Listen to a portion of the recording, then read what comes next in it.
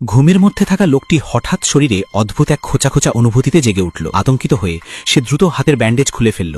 তখনই দেখতে পেল যেখানে তার আঘাত ছিল সেখানে অসংখ্য সুরের মতো অদ্ভুত জিনিস গজিয়ে উঠেছে। এগুলো কি তা জানার জন্য সে একটি চিমটা নিয়ে সেগুলি টেনে বের করার চেষ্টা করল, কিন্তু পরের মুহূর্তেই তার হাতের ভেতর থেকে একটি বিশাল ফোলা অংশ বেরিয়ে এলো। এবার লোকটি পুরোপুরি ভয় পেয়ে গেল, তড়িঘড়ি করে কাঁচি নিয়ে ফোলা জায়গাটি কেটে ফেলল। তখন সে আবিষ্কার করল ভেতরে একটি বিশাল বীজির মতো বস্তু লুকিয়ে রয়েছে। শরীর থেকে যত দ্রুত সম্ভব জিনিসটি বের করার জন্য সে একজোড়া প্লায়ার্স নিয়ে সর্বশক্তি দিয়ে বীজটিকে টেনে বের করে ফেলল। এত অদ্ভুত বস্তু দেখে সে সঙ্গে সঙ্গে একটি কাঁচের ঢাকনা দিয়ে সেটিকে ঢেকে রাখল। রহস্যের সমাধান খুঁজতে সে তার এক সহকর্মীর সঙ্গে যোগাযোগ করল, যিনি একজন উদ্ভিদ বিজ্ঞানী। লোকটি বস্তুর সমস্ত বৈশিষ্ট্য বিস্তারিতভাবে বর্ণনা করল।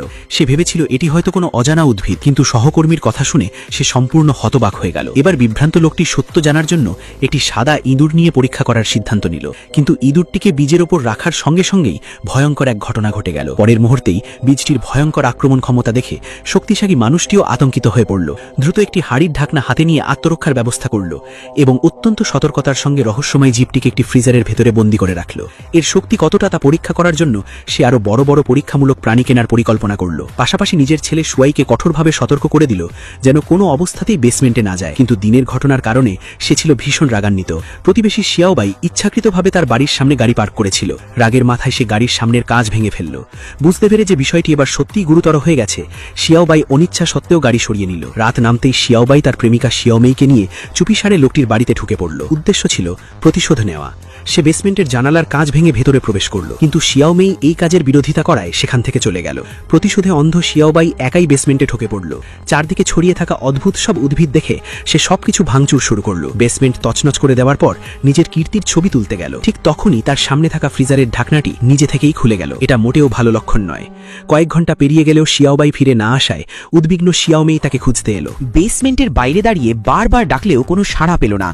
শেষ পর্যন্ত সে নিজেই ভেতরে ঢুকে পড়ল। অন্ধকার, আলো আর রহস্যময় শব্দে সে এমনিতেই ভীত ছিল।